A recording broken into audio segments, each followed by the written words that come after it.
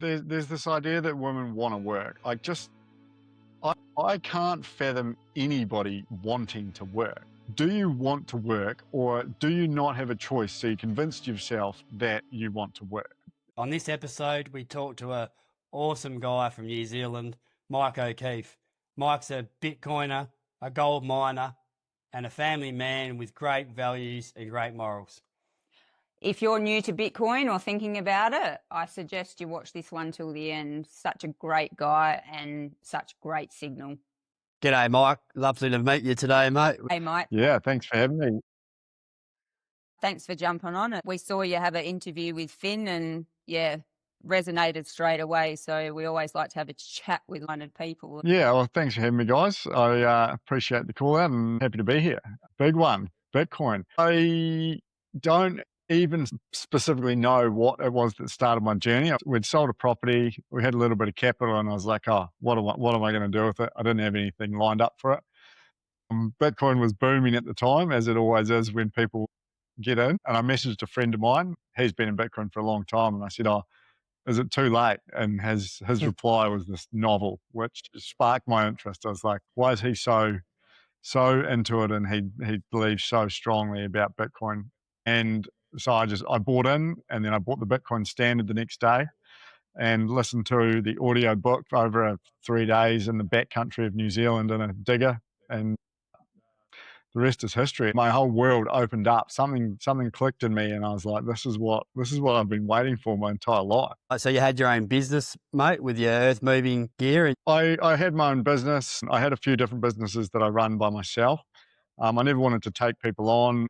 I've always had an open mind, and I think maybe because I'm not all that intellectually intelligent, it was easy for me to see, Sometimes I think the smarter you are and the more you've learned about the systems, the harder it is to see another angle. You meet people and you have all these different points of view. So I know you do a bit of calisthenics and stuff like that on your channel.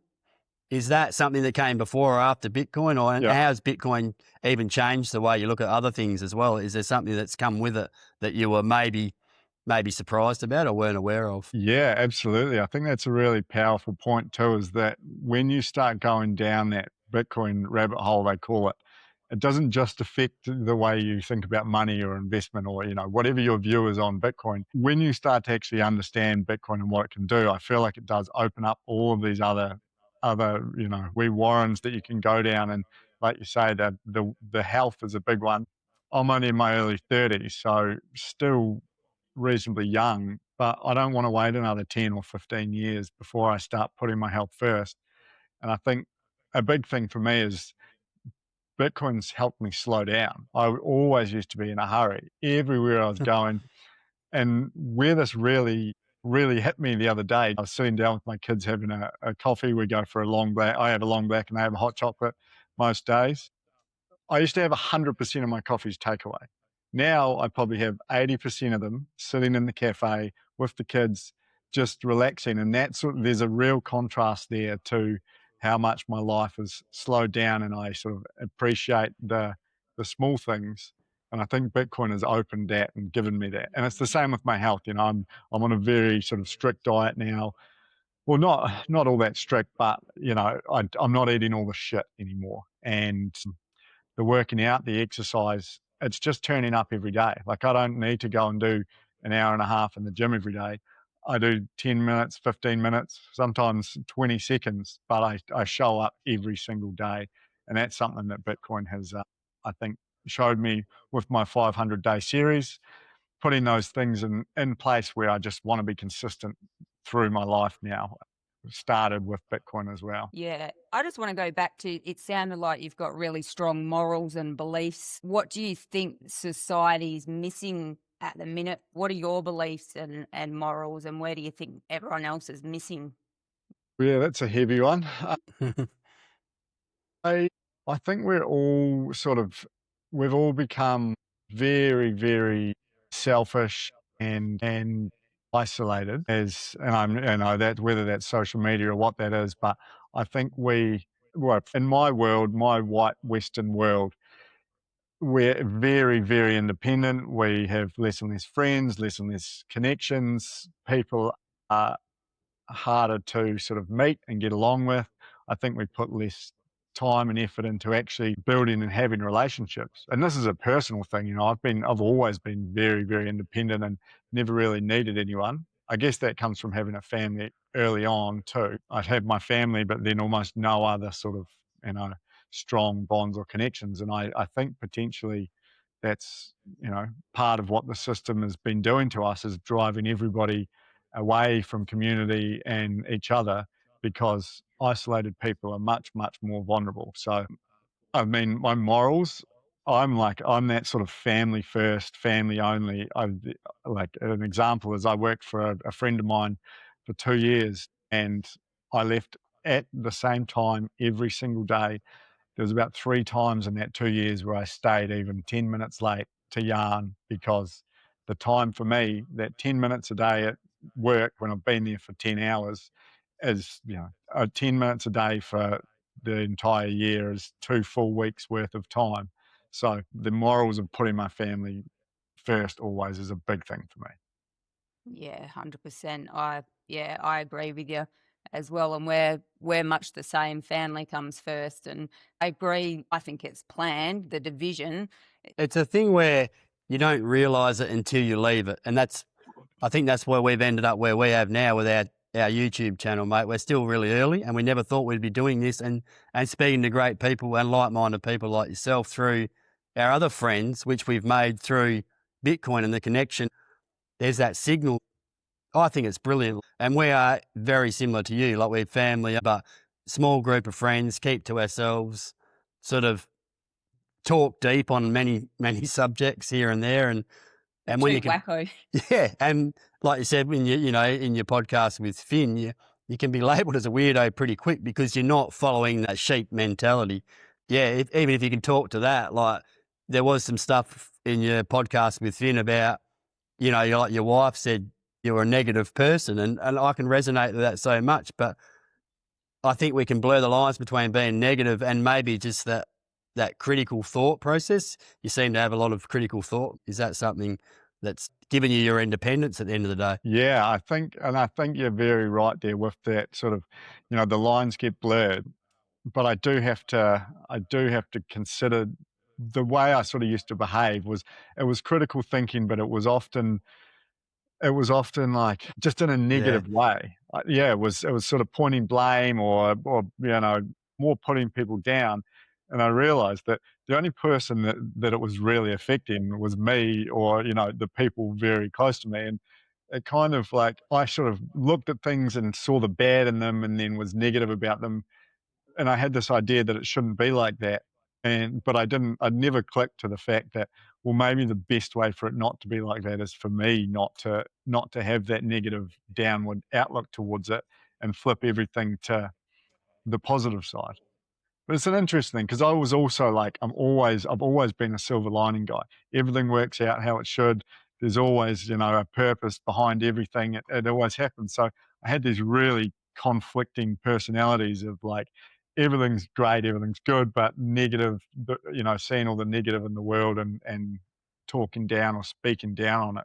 But with the meeting like-minded people, I think I say that there's only 2 rooms that I've ever been in that I've felt completely understood without any words being spoken, and that's Bitcoin rooms, and I went to alcohol AA for a couple of years in my earlier life. So 2 rooms, people that understand you without any words needed saying, which I think is a pretty interesting concept. Yeah, that's a really good point as well, mate. Like, and I could say the same thing. Like, you've got a Bitcoin shirt on right now. So if I saw you at that cafe and you're sitting down with a coffee, Yeah. I was sure as shit I'd probably sit down next to you and have a yarn with you.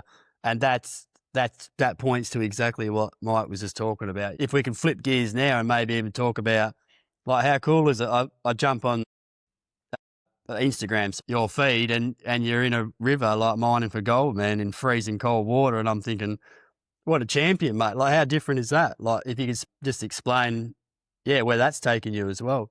Yeah, the old gold mining, The gold mining is what I do. I bring everyone to my social media page with gold mining because they love it, and then I bombard them with Bitcoin because it's what I I love it. believe they need. But no, so about 5 years ago, my wife and my mum at the same time bought me a gold pan and a gold sluice for my birthday, and then the next day I went down to one of the local rivers where we are and found one tiny little flake of gold, and I was hooked. I mean, we've always liked gold mining. It's been in our family. Yeah, our grandfather was a gold miner, and he lived in a small west coast town that was built on a gold rush. So it's always been in the family. But then a few weeks later, my brother and I are sort of all or nothing, all in sort of guys. Do first, learn later. Same way I got into Bitcoin, and we bought a dredge and a gold claim. 3 weeks after that first flake of gold I found, and the rest's history. We've just been dredging. We did it every year for 4 years, weekends when we could get up there, and then with gold going up to what it was this year, we just thought, let's get in there and do it. We were doing it a couple of days a week as we could, and we just love it. It's most people's idea of suffering in sort of 2 to 3 degree water for 6 to 8 hours a day, often finding no gold, but it's what we're into. How do you reckon your life would have looked if your wife hadn't have brought you that gold pan and your mum? What do you reckon? What would you be doing now? And Who knows? yeah, Well, probably.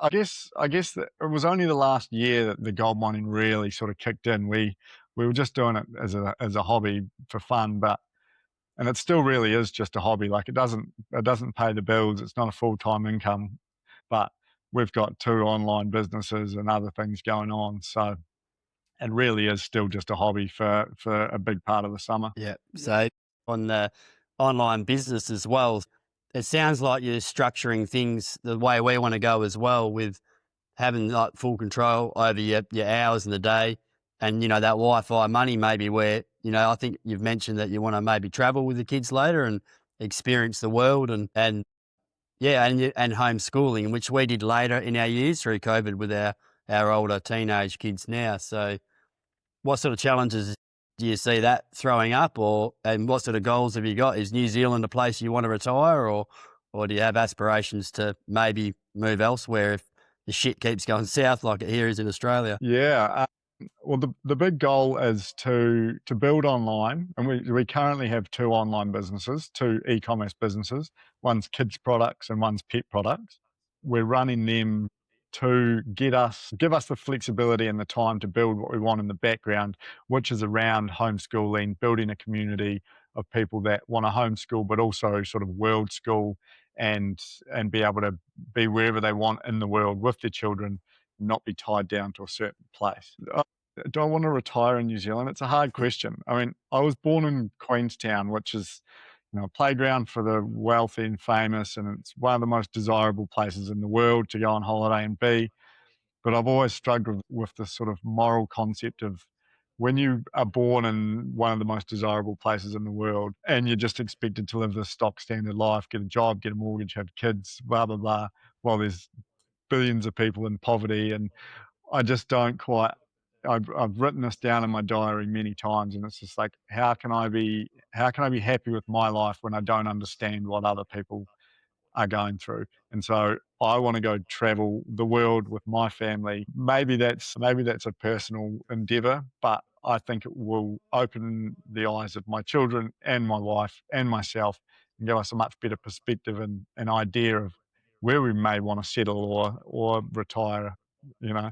But maybe not. Maybe it will just open our eyes to the fact that there's an entire world and we could spend our life traveling it should we so desire. yeah. So you've got a lot of family where you are. Then, like I find that's what's hard that keeps us Yeah. where we are now is your family, or is it just you close knit like you and your children? No, my both my parents and my brother and his wife and kids are really close, and then Yeah, my other sister and my other brother are reasonably close. But I don't. I mean, with modern travel, you can be anywhere in the world in 24 to jump on the 36 phone. hours. So I don't see that. We want to build a life where we can afford to have the time, energy, money to be wherever we need to be, and that's where we want to build an online business and community that gives us and other people that flexibility, because I don't particularly like the idea of owning material things that tie you down. And I also don't particularly like the idea of being tied down by family ties or these unwritten obligations to be close, because you can be 2 hours away and see somebody less than you would see somebody on the other side of the world. I sort of think that we're all close, but we don't need each other on the day to day. I think is a big thing for our family. If somebody needs you, everyone's there, but we don't have that need to be close and around each other. Yeah. Yeah, sometimes you actually need space as well with family, don't you? Like it all depends on the dynamic, doesn't it? Really, some people Yeah, travel to get away from their family.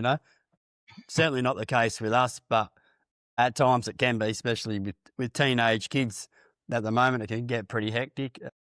yeah. Yeah, I guess we could probably talk a little bit more about Bitcoin now and your understanding of it. You explain it quite well in a lot of your Instagram posts, and probably one I like to ask generally is like, how would you explain the basics of Bitcoin to someone and why it's so good compared to buying an investment property or putting money in the bank? Yeah. Well, I'm in that process at the moment with my teenager. He's 15. He buys Bitcoin.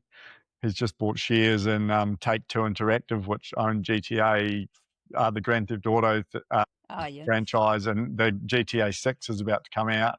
And so he sees the potential and stock price rise, so he can make some money and then put it into Bitcoin. So I am already on that journey with the young ones. Right. Oh, here's a perfect example. I've got a little gold bar and a $100 note that I got for him 5 years ago. This was before I was in Bitcoin. And the $100 note still says $100, but we know that what he can buy with it is now worth about $75 roughly, give or take, depending on whose numbers you take. The gold bar at the time was worth $100 as well. It was like $100.03 or something. So much the same. That gold bar is now worth $250, and that $100 note is now worth 75. So that's just a visual representation for him. But then we also talk about how that converts to Bitcoin. If we'd bought Bitcoin at the same time, $100 of Bitcoin that we bought those two, I haven't worked it out because I don't want to know. Yeah, I wish I had. it's probably that's no, it's probably a perfect example, mate. We do the same thing. I think by the sounds of it, you're very similar to us, and we can even pivot there, mate, and talk about like the proof of work and the volatility of Bitcoin, because we bought in, a large portion of our stack, right at the peak last year, like when we got started on our journey. I think you may be similar. And then Yeah. from there, it's just come down all the way to where we're at now at 50+% drawdown. But for us, our therapy is we just continue to buy on the way down because we had that conviction and that understanding, because we learned through what we believe are the proper channels and the right people. And we did it, Yeah. locked it away securely with the Bitcoin way. And people like Zane Truscott over here, he's a coach of ours, and Sean Clark and Finn Crichton. So it sounds like you had the similar journey with it. How have you treated the drawdown, and what's your plan and what's your therapy? Yeah, I'm very, very similar to you. I think I bought in at almost all-time highs, and I've seen pretty much nothing but down since then. And I bought in thinking it was going to the moon, like everybody does, get rich overnight. But I believe that the best thing that happened was that it continued to sink and go down, because all I've done is learn and build my conviction. And I sort of fell very hard into it once I understood it. The therapy for me is putting it out there to other people, like going on, and I take my hat off to you guys too, going online and talking about something that 90% of the world think is a scam or don't even understand, don't know, is a really, really hard thing to do. Everybody around me, and I'm sure everybody around you, apart from those very small group of good community, think you're mad. But I kind of enjoy that. I kind of like it because I live with the hope that I am right, and the knowledge and the conviction I've built is going to pay off in the future. Yeah, 100%. And I think that's what people forget is we've actually done the work and Yeah. put in the hours and hours of research. So we know it's not going anywhere. It's only gonna keep going and be better and better every year. So It's just that it's it's the scarcity of something like gold, and that's where I just love what you do, Mike, because your gold's your hobby, and Bitcoin can start out like that, and we all get in for the number go up. There's not too many people that don't get into Bitcoin for the number go up, but we're all, in a sense, being forced that way from seeing that your savings in the bank is the worst form of investment. Because like you mentioned, the dollars is being deflated. But it sounds like, at least with your gold, you might have hit a little patch there with whatever you've been mining and finding. The gold, the gold went nuts through all last year, and it's had Yeah. a little bit of a drawback. But that, in my opinion, is another sign of where the liquidity is going, where free money's going and capital's moving to, stores of wealth. So that's another thing that cements it for me. And I don't know if you know much about, like the big end of town taking the ETFs and what you think of treasuries and people like Michael Saylor. You have opinion on that, or you try and stay away from all the noise with? or you're more self sovereign, self custody all the way.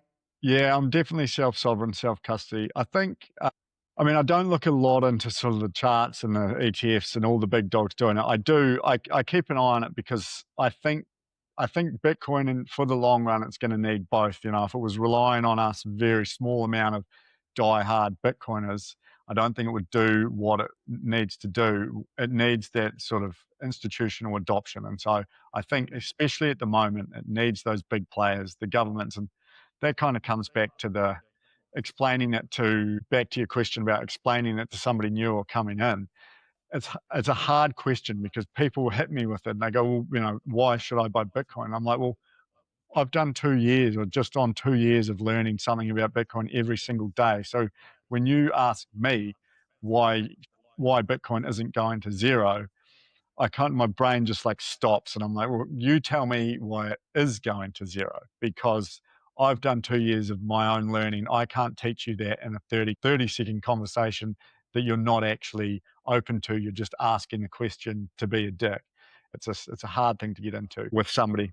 But yeah, I think the big dogs, I think they're great for Bitcoin at the moment. Yeah. I do worry that a lot of people are going to get burnt because they don't know the difference. And that's why a lot of my content is aimed at trying to get people to do it themselves, get a seed phrase, have cold storage, and just get in. I think it's all right. I don't know.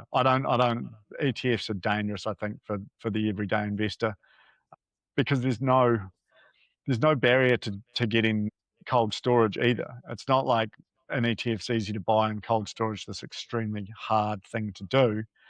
They're both the same. You can literally just sign up to a hot wallet and buy Bitcoin behind a seed phrase, and it's protected. There's no one in between you and your money. So I stay away from the big dogs. I try to anyway. Yeah, we gathered that. That's the same signal. That's the same as us in our circles, and it always points back to really not your keys, not your Bitcoin. It's like buying, it's buying a bar of gold for yourself and storing it home in your safe, Yeah. or having it in a safety deposit box, at the bank, and they hold it for you, and it's an IOU in a sense. Yeah. If the shit hits the fan, it's not yours. So, and I really like gold. It has the same properties. It's just we're 2026 now with investing and storing our wealth, and Yeah. and now Bitcoin's in that phase of, it's gone from a store of value to a means of exchange. Peer to peer transactions now through like the Lightning Network is something that we're still early with as well. So that's our next learning. But with the price chop sideways at the moment, who wants to spend it? Get rid of the Yeah. shitty fiat, I reckon, and stack your sats. We could probably turn to ask on that is something around the lines of like DCA. Are you a lump sum buyer or DCA? Would you teach your son? Obviously, there's two ways of investing in spot Bitcoin. Yeah. Well, on the not spending Bitcoin, it's an interesting topic, and it comes up a lot on my social media because I go in my local town. There's about 45 places that accept Lightning Bitcoin now, Wow. and so I go, yeah, and I get comments all the time like, oh, Bitcoin will be real when I can buy a burger with it. I'm like, well, you're just ignorant. You can. I can go 15 minutes down the road and buy a burger or get a haircut or pay my lawyer. There's all these different businesses now accepting it. And then I get the people going, that'll be the most expensive coffee you've ever bought, or, spending Wow. $40 worth of Bitcoin at the trampoline place is a stupid idea. And I'm like, okay, that's great, but I paid with Bitcoin and then I bought $50 worth of Bitcoin and put it into my wallet. So whether I spend the cash, like for me, I'd rather spend Bitcoin and then buy that Bitcoin back, because whether I'm spending the cash or spending Bitcoin, the money's still getting bought. It's not like because I've spent that Bitcoin, I can never acquire it again. Mhm. I spend the Bitcoin because that helps the economy and helps Bitcoin work. And then I buy that Bitcoin back at the same time. So I think it's important to use it and spend it. And I do a Bitcoin giveaway once a month on my social media. I don't give them my Bitcoin. I just take some cash, buy Bitcoin, send it straight to them. And the DCA, I DCA every single day, $10 a day. It's part of a series I'm doing. But then I do my own personal buys, and they seem to be more of a lump sum buy. Yeah. Want to hit Yeah, price milestone. Yeah. Well, at the moment, it doesn't matter how you're buying it. I think we might be, a couple of years or a year down the track, we might be having a different conversation. And that's, to me, is the advantage of spending in Bitcoin. Uh, you're going to have money. It's a transfer of wealth that's Yeah. increased in value. It's not being debased through inflation. So, again, comments like you say you receive, oh, why would you spend that? It's an expensive way to do it. That's just a clear indication that you truly don't understand the great properties of the protocol of Bitcoin. That's, in our opinion, it's like the internet, mate, and we still are so bloody early. We That's- still are the weirdos. And that's great that you've got about 40 Yeah. around you, because we don't seem to have too much at all here, Not do yet. we? We've mentioned it a couple of times to our organic guy at the markets, but They're sometimes still it's scared. hard to orange pill. Do you have a special way to orange pill, or you pass that now? What do you mean, businesses or just people in general? Or just in general? Yeah. Yeah, just in general. Well, do you know, it's a very interesting thing. I've had in the last, so I'm on day 230 posting every single day about Bitcoin, and I've had not a single person I knew previous even Mhm. ask me about it. No family, no friends, not a single not even a question. I've had a couple of mates that have sent me reels and been like, what do you think about this? Sort of engaged. But as far as anybody actually asking me, none. I get strangers message me and want advice and opinions, but you don't have to orange pill them, because they've made up their mind to ask the question, and then I just tell them my thoughts or what I believe or answer their question, and let them do it themselves. I kind of think you can't push somebody that's not ready. If somebody asks, it's easy to lead them along. I feel an obligation to force it on people, because I'm like, We all do. you're gonna regret this. But what I sort of put forward to people is, I'm like, well, what if I'm not wrong? What if I'm right and everything I am saying, or most of what I'm saying, comes true, or that's how it ends up, and you just blew me off? You'll be kicking yourself for the rest of your life. And I'm not saying go all in. It's just, learn something. Start learning anything. Yeah. Why do you think that they don't? Like, do you think it's just like you say, not open-minded, or like, why do some people just get it and some people don't? Do you know why? Like, that's what I always question. Like, why can I pick it up so easily and understand it, but other people they're just so blanked off to it? Like, It's the treadmill. Yeah. just stuck I in wonder. that system, or I assume you're the same. You're aware and awake to how the whole system's corrupt and works. Like, that's probably helped us, but some people that just won't even, like you say, you people that know you, you think that they'd ask, hey, Michael, like, what is this Bitcoin? What's it all about? Like, can you give me a rundown on it? Like, why won't they ask? Yeah, I don't know. I guess it's such a big question. It's like, maybe because there's so small amount of people doing it. Like, now that I'm deep, like in the Bitcoin world, it feels like there's a lot of Bitcoiners around, because my socials are full of Bitcoiners. The people I talk to are Bitcoiners. The Yeah. meetups I go to are Bitcoiners. I feel like there's Bitcoiners everywhere.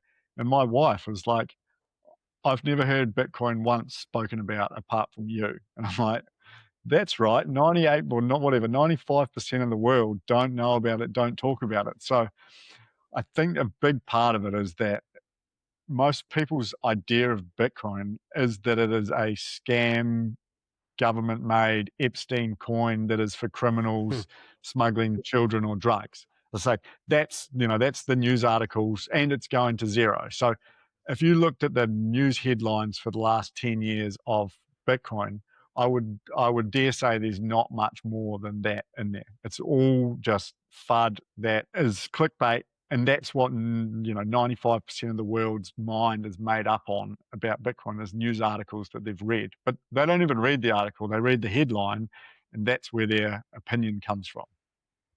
So That's Yeah, true. yeah. I think I forget that. We're the same. You're surrounded by Bitcoiners. I've got my mum, my brother, my dad that are all Bitcoiners. So It's you that forget. world you live in, and that's that circle. You have those conversations, and I think Bitcoin gives you so much creativity, and it gives you so much more than just the fiat side to it or the value of it. That you're always thinking about it too. I'm not sure if you get the same, but you're always thinking about what you can create with it, which avenue you can go. It just changes the way you perceive everything else in the world. And I think you hit the nail on the head because all the negatives are in the news because most people need to confirm that hesitation, I believe, and the government know they can't stop it. So that's the way they control people in the past, and they're still doing it now, the news. But if it was on the news that it was skyrocketing and you're going to be a millionaire in a year, everyone would run towards it. So, and I believe that will happen, and we'll be sitting here saying, yeah, if you still need a hand out of self-custody, we'll be here. I think that will happen. I think that when the governments and the big dogs go, all right, we've all got enough. We've collectively now got our stacks big enough that we're happy that we're going to all be trillionaires. Then the news article flip like that almost overnight, and they will say, buy Bitcoin, you'll be a millionaire. And all of a sudden, all of those big entities that had been thousands and thousands of coins and that own the news articles and the papers and all the media stations will flip, and Bitcoin will be the biggest thing in the world. And Bitcoin won't even really be a thing anymore because it'll just become the standard. But they'll pump it for a long time to get people buying ETFs and all the shit that pump the price. That's my sort of thesis on it.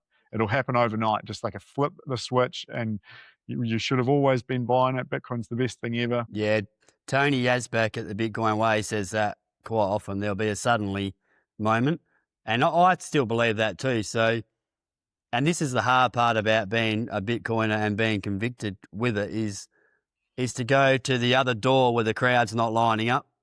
They're all walking that way, and we're all like salmon swimming up a stream. Like that will be quite empowering when it happens. It's just that patience and that conviction at the moment. I'm not sure if you feel the same, where you know what it will do through your research. You're just waiting for that first, it's our first cycle. So I think then once you get to there, the people we talk to have been through those cycles, and you can just feel that higher level of conviction. I believe, and it's happened before. This is what it does. Yeah. And is your wife on board, and your mum and dad and all your family, or are you a lone wolf there? Lone wolf. My Yeah, wife is and my wife. She understands the dream. She gets it. She doesn't get the technicalities of Bitcoin. She doesn't understand why she gets the dream and all she's not down the rabbit hole. But from what I've explained to her, she understands, and she sort of gets it, but she wouldn't, she doesn't understand technically about Bitcoin and why things are why they are. I think she will in time because she's just surrounded by it because that's all I talk about. So it will happen. And I had a cool conversation with the guy the other night who his wife was the same. He always felt like he was just dragging her along and had this sort of pressure on him. And then they sold something and had some capital, and he said, well, what do you think we should do with it? And she said, oh, we should buy Bitcoin for this reason, that reason, that reason. And he was like, something snapped, and she had taken an interest and decided it was the best bet for them. So he said that was a really cool moment for him because he didn't feel like he was bringing her along anymore, which I'm hoping happens to me one day. Oh, that's so cool. Yeah. And I'm sure it will. I'm sure she'll, yeah, the more and more she hears about it, and soon when it's jumped up dramatically, hopefully, Yeah, she'll be onto it. and that's the thing. Us as a couple, we feel like we are pretty different because not many people actually.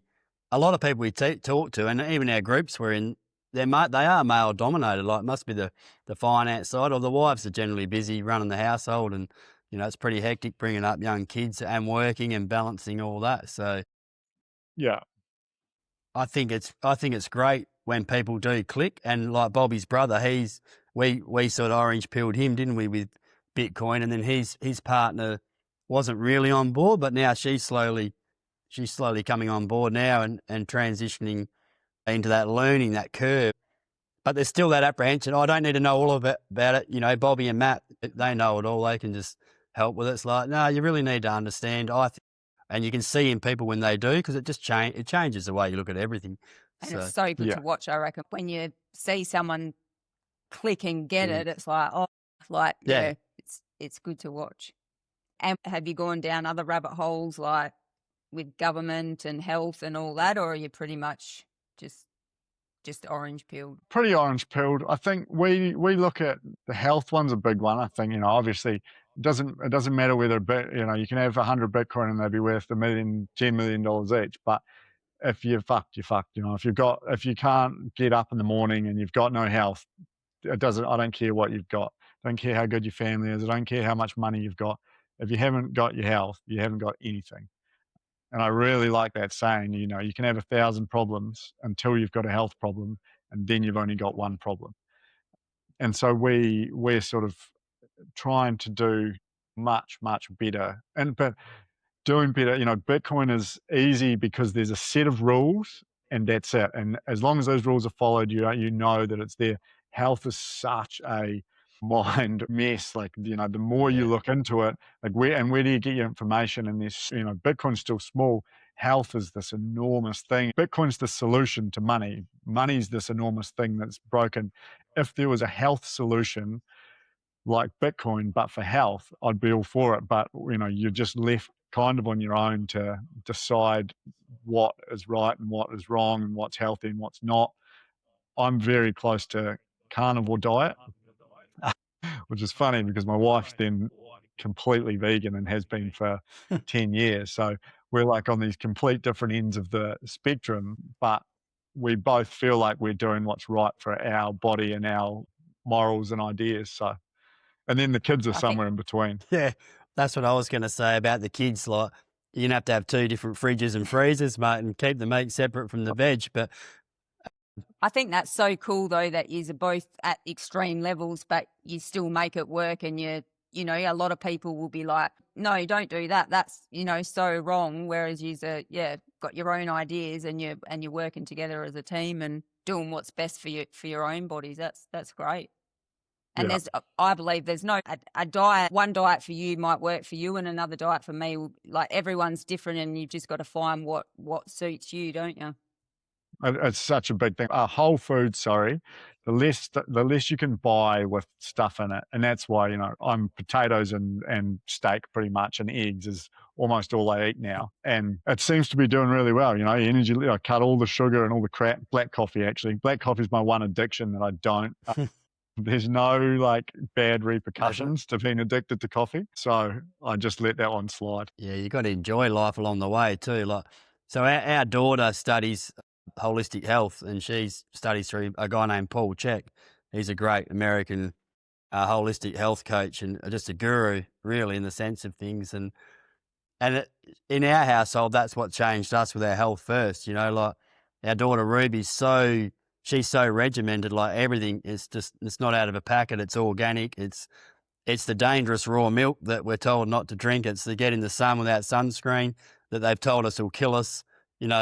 And it all is the same as Bitcoin. It's like you were saying before. All the stuff they tell us to do in the news and the government, well, their regulations, just do the opposite too, because there is a there is a dark background to it, and this rule that we all have to live under, that it's just all wrong, and they're never going to come out and say, shit, we got that wrong. That's the bit that really pisses me off a lot.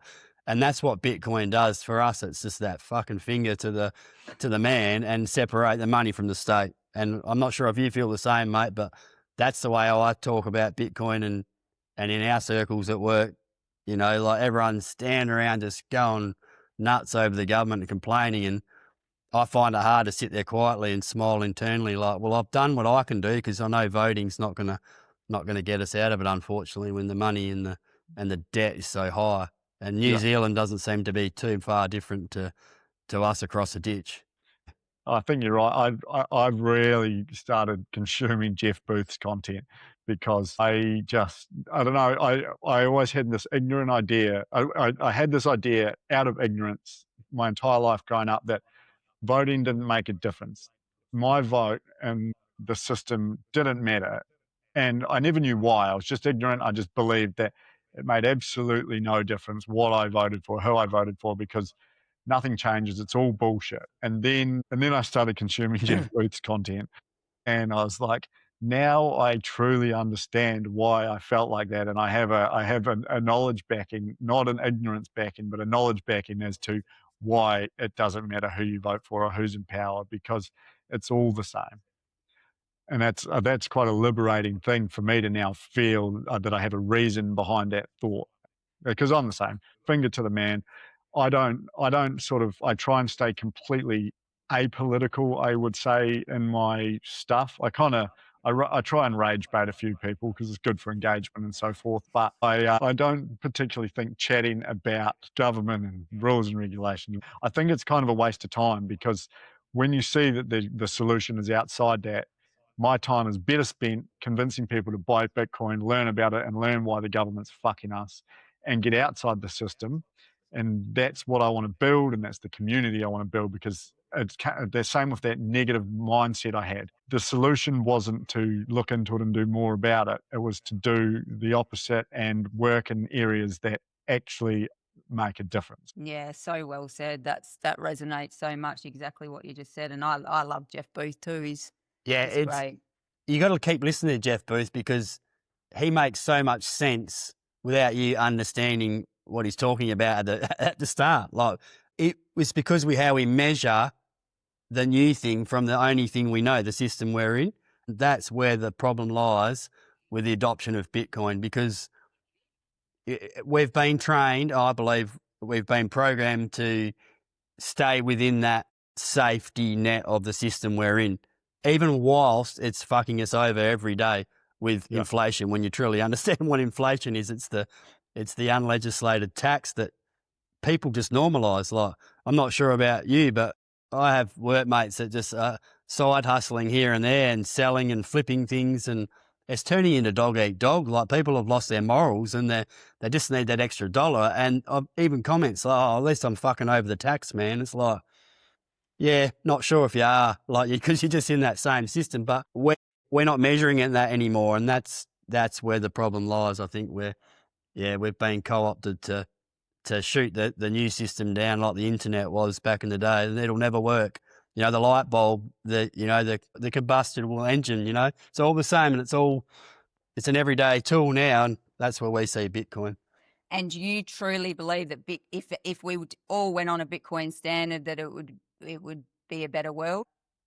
Oh, Do you think 100%. Bitcoin? And I guess it's that same thing that Jeff says, is that providing it stays decentralized and secure. If the rules, if nothing breaks it, absolutely. This is where I love talking to people that understand, because you try and, Jeff can explain anything to anybody, even if they don't know anything about Bitcoin.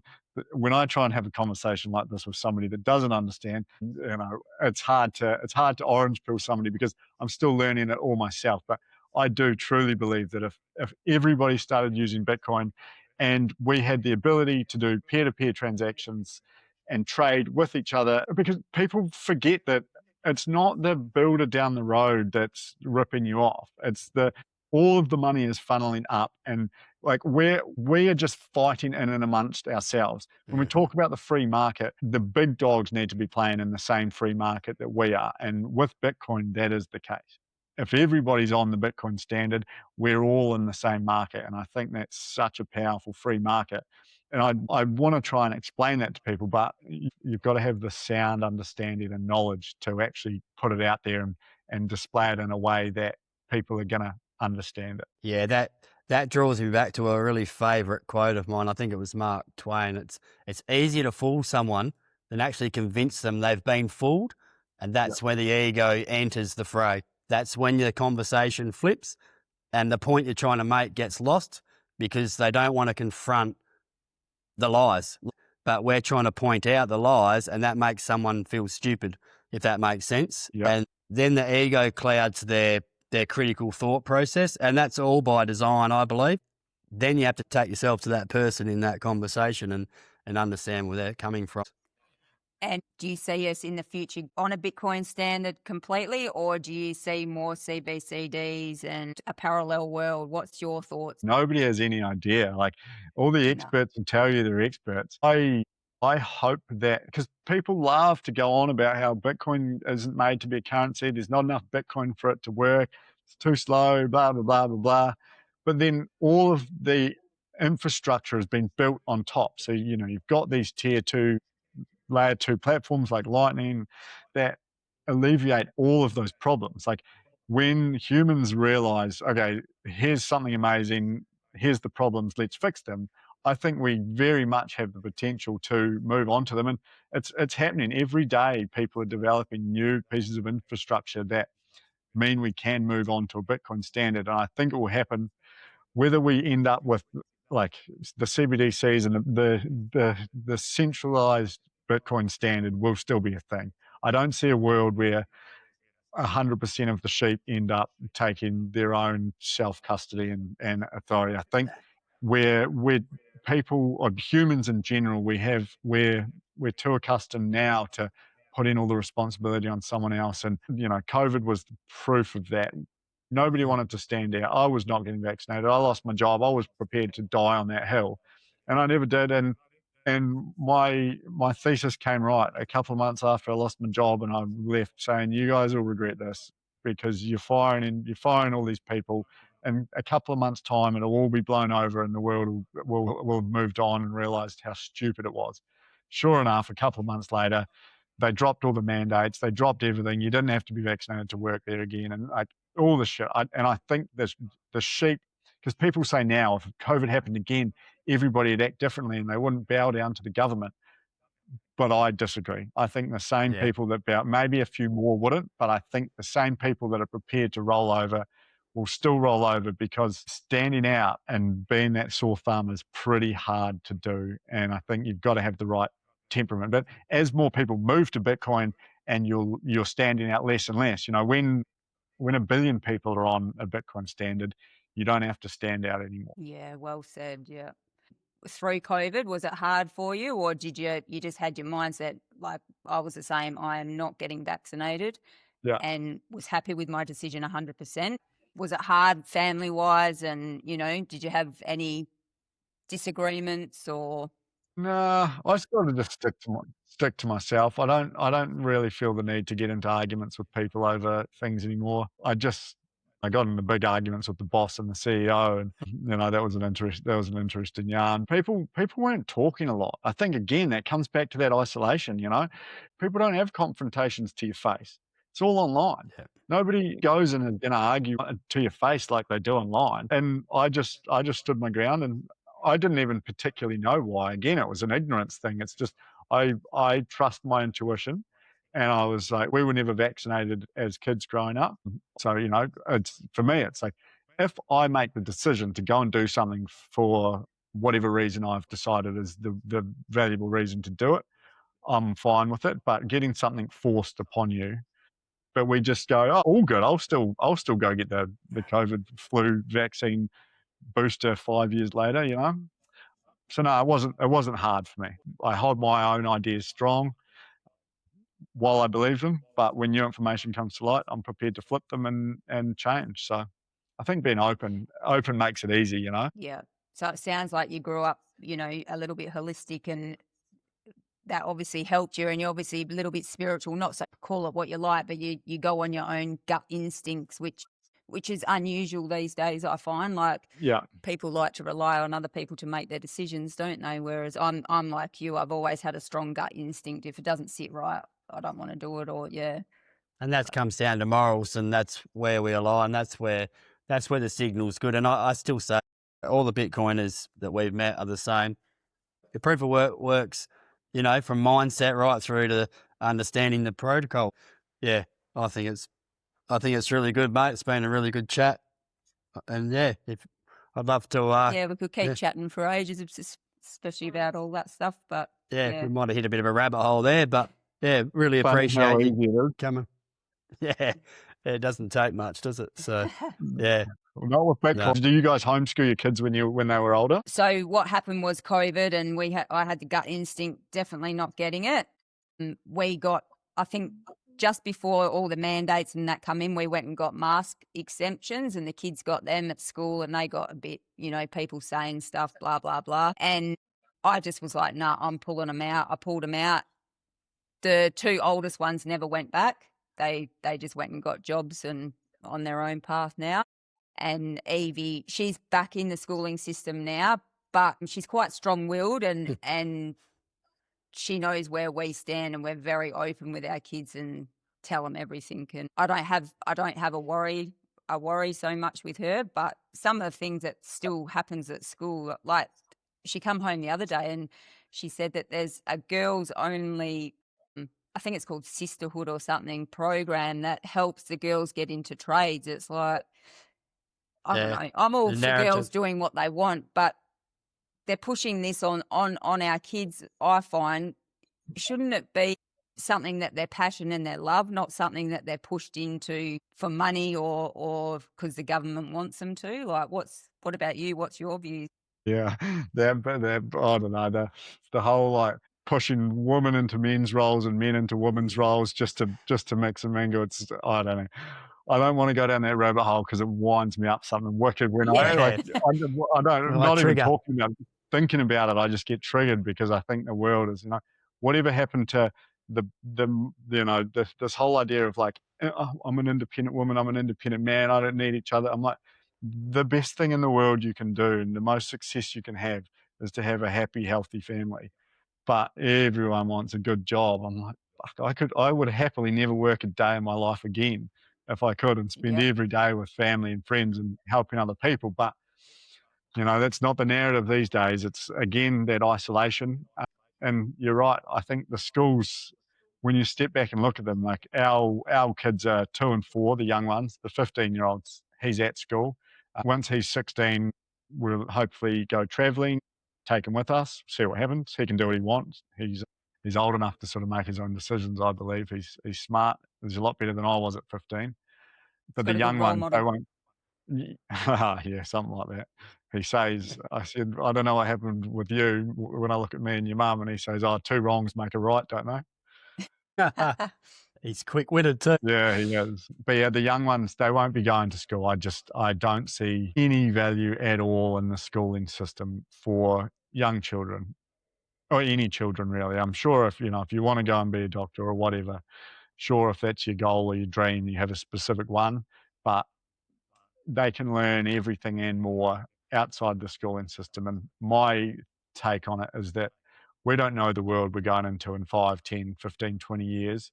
And the only way to prepare children for that world is to make them strong, confident in themselves. And that does not happen in a school environment. That happens by being in the world and understanding the world. And, who's better to teach your kids than you are? Yeah. Well, that's where it all comes from anyway. It all comes from home.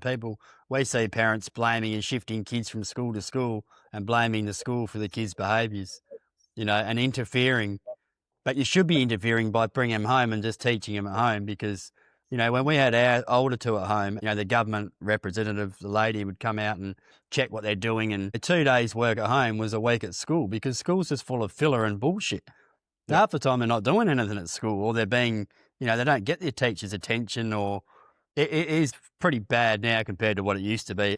But now it's just these these sexualized narratives and different flags and all these ideologies pushed by unicorn teachers that have come through the universities and been, sorry, I'm triggered myself now. And also, they're No, I not, they're love not like the teachers.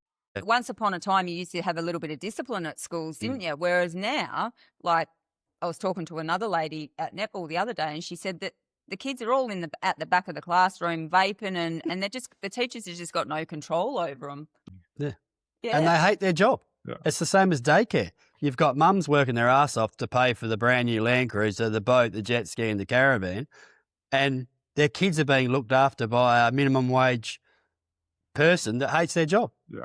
Raising a 6-week-old baby. I put a Instagram post on the other day and people just miss the point. They're like, the businesses don't have to pay for the paid maternity leave. It's the government. And I'm like, and that's us. Like, mum should be at home with the kids, skin on skin. That baby should be with the mum. And I believe some women, they obviously want to work, but yeah, that's what we draw back to our morals and our family values. And we've lost a lot of that. And we've seen it in society with young kids and confusion in males like our son. And are women now only working because the money is broken? Like, I'm a woman and I was fortunate enough I didn't have to work when the kids were younger, but I just, they don't have a choice. I believe that, if I wanted to bring my children into this world, that it's my role to be there for them. There's this idea that women want to work. I don't believe I can't fathom anybody wanting to work. When you strip that back to its core and go, okay, do you want to work or do you not have a choice? So you convinced yourself that you want to work, because that's what it seems like to me. And we're really good at pulling the wool over our own eyes and going, oh no, it is what it is. That's a really popular saying that I always used to say, just is what it is. But I think that's actually a really fucked up saying, because it's not, it is what it is. It is what we have sort of been conditioned to think it is. And so we don't question it.